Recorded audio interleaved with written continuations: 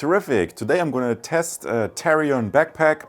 I have reviewed a bunch of backpacks on my channel recently, and this is going to be one of them that I'm going to review for you today. And what I'm going to do for you in this test today of the Tarion backpack, I'm going to test this with two different cameras. Since it's a camera backpack, I think this is very fitting. I'm going to take my old Canon EOS M and then a little bit bigger Canon EOS R. That's also one consideration because the backpack is quite large. A bigger backpack can come quite handy to keep your gear safe and to increase like the comfort level of carrying it around. Excellent, then let's have a closer look at the Tarion Pro camera bag, and as you can see, it hardly fits in the image. A little bit unusual size for what I'm usually unboxing. Let's quickly take this out of the foil and then show you a few close-up shots, and here a variety of pockets. So what I'm thinking, maybe put the polarization and ND filter in here, so that fits perfectly. But if I would, for example, take this from the bigger EOS R, it doesn't fit here anymore, so it has to go into the main pocket. And then maybe you also have the ND, not just the polarization filter. And you see it fills up quite quickly if you have two cameras. So that would be my small EOS M, and you can see if you have a small camera, that's maybe a little bit too small. So, but then again, if you have multiple lenses or you have a DSLR, then that would be exactly your size.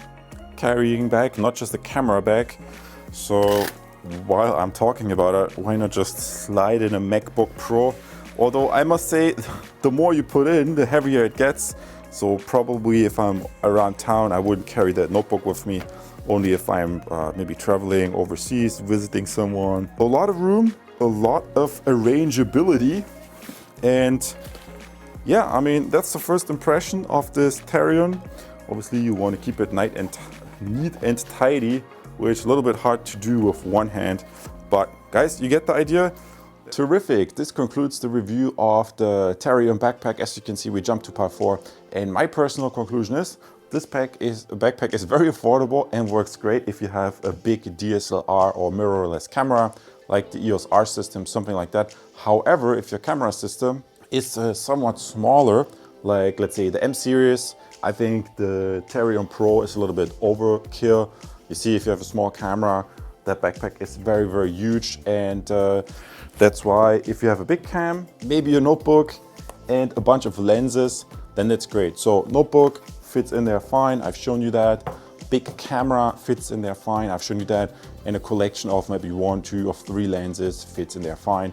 That's what this backpack is for. You need to have like a little bit more sizable gear, and smaller equipment I wouldn't use that for, and go with a smaller backpack, which I think Tarion also has. Awesome for checking out this review. Let me know what other content you want to see in the description below, and on my channel page you find a bunch of different playlists, computer monitor reviews, where I've shown you a few monitors that I tested for video editing, for example. And yeah, let me know what other content you want to see. I'll see you in the next video. Take care. Because you just watched this review, you can also be interested in comparing, for example, one of these Inatech notebook bags. I have a variety of bags and backpacks on my channel, which you can compare on my channel page in the appropriate playlist. Very easy to find. A lot of people have already subscribed because of the videos that I provide for you here. Maybe you want to subscribe as well. I see you in the next video, and yeah, have fun with your new gear. Take care.